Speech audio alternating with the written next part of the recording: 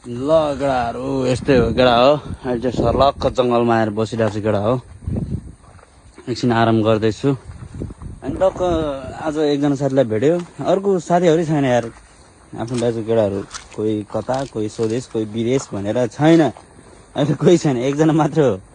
एक दुईजना छ। अब भेटेको चाहिँ आज एकजना भेटेको हो। यस्तै हो यस्तै हो। अब छोरा मान्छे भएपछि अब एउटै घरमै मात्र बसौँ भने हुँदैन क्या हो। बाहिर नि हिँड्नु पर्यो, कमाउनु पर्यो, जमाउनु पर्यो। कमाउनु मेरो यही हो। त्यही भएर साथीहरू कोही साथीहरू भेटिँदैन आजकल खोजेर पनि। अब यस्तै हो साथीहरू होइन। सर्लक्क अब हेर्ने।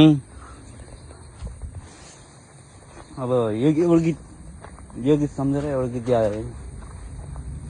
यो सिटिजन सोचेर एउटा गीत याद आयो कि जुन यो सब साथी गए आफ्नो भाग्य खोजेर, आफू मात्र बस्यो बिगारी भएर।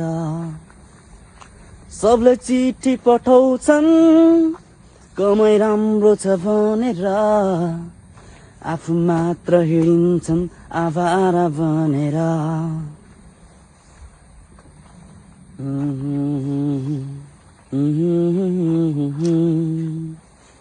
लिरिक्स आएन कि। अनि पछि पहाडी अनि सब साथी सँगै हुँदा हाम्रो बेग्लै संसार हुन्थ्यो, सबै भई रमाइलो गर्दै बसिन्थ्यो।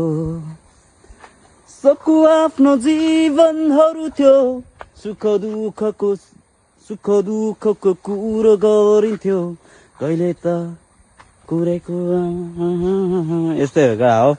गीत पनि राम्रोसँग पुरा आएन। एक दिन म यो गीत सुनाउँछु है। मेरो साथीभाइ दाजुभाइ इष्टमित्रलाई सबलाई टक्क डेडिकेट गरेर यो गीत गाएर एउटा युट्युबमा हालिदिन्छु केटा हो। गिटारमा टक्क हेरिदिनु होला केटा हो है।